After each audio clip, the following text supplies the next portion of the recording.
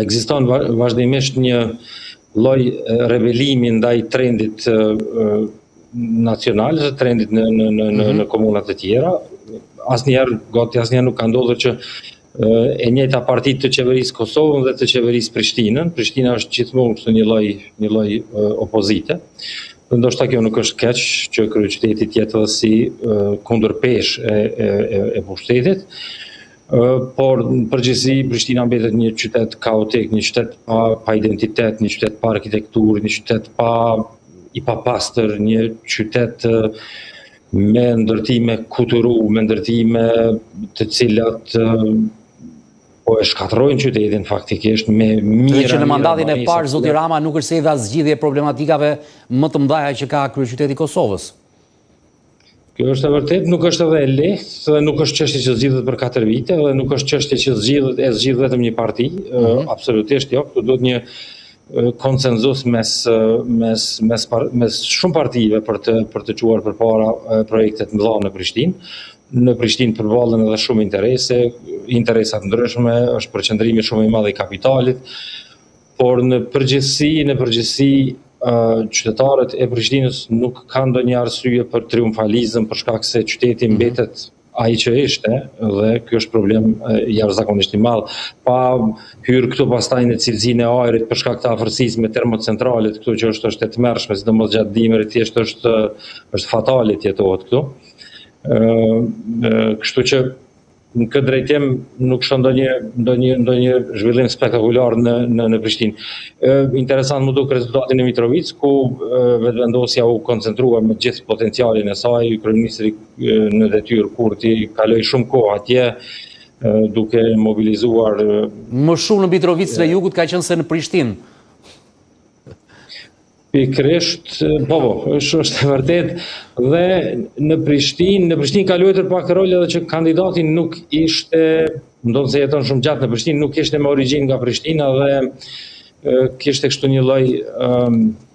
lloj averzioni të fshehur që nuk mund vi dikush nga Prizreni ta qeverisë Prishtinën, gjë që më duket jashtëzakonisht e padrejtë, se në fundit Kosova është një vend i vogël dhe njerëzit paka shumë çdo kush ka një lidhje me Prishtinën, aq më tepër që kandidati vetëvendosës është një personalitet i jetës nga shoqëria civile që ka zhvilluar aktivitet shumë të gjatë këtu, por sidoqoftë situata është kjo që është. Mitrovic pati një mobilizim të madh të vetëvendosjes dhe e siguruan një mandat, kishte ndoshta edhe një lloj lodhje me dy partitë që kanë qeverisur Mitrovicën pas luftës, kohë shumë të gjatë, domethënë Lidhja Demokratike e Kosovës edhe Partia Demokratike e Kosovës, kështu që qytetarët kanë të drejtë të provojnë alternativa të reja. Në përgjithësi, rajonet që pas luftës janë lënë pas dore nga niveli qendror, nga qeveritë të dominuara nga PDK-ja dhe LDK-ja, këto rajone kryesisht kanë votuar vetëvendosjen, ndërkaq në qytetet e mëdha ku qeveritë e kaluara i kanë orientuar investimet, kanë investuar fond,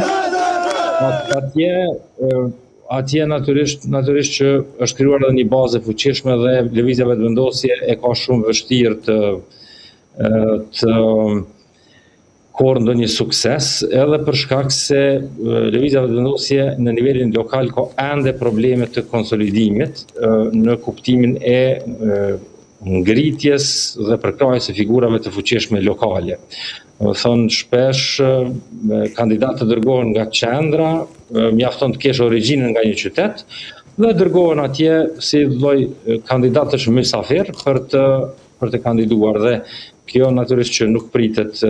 as mirë. Mandej qeverisja e gjatë nga partitë e tjera në një komunë ka krijuar natyrisht edhe favore të ndryshme për njerëz të ndryshëm, të cilët